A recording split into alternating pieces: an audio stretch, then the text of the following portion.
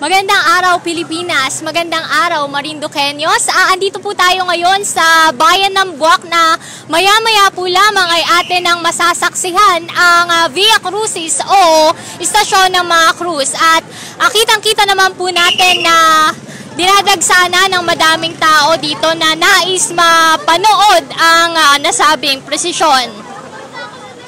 Ito po, napakadami ng tao at nagkakaroon na po ng traffic dito.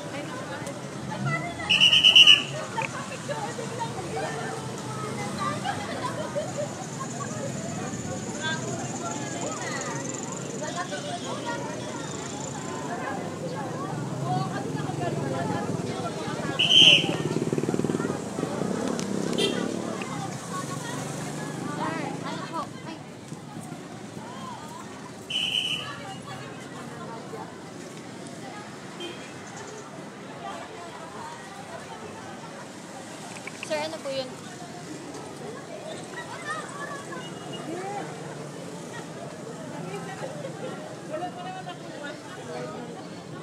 Ayan, live na live po tayo ngayon sa ating Facebook page na Marinduque News.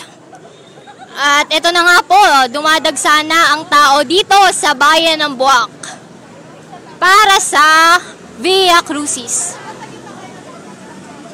At dyan po muna nagtatapos ang ating live update at maya-maya lamang po ay atin ang masasaksihan ang presisyon. Para po sa iba pang detalye at impormasyon ay panatiling nakatutok sa ating Facebook page na Marinduque News. Muli po ako si Hannah Marquez, nag-uulat mula sa puso ng Pilipinas.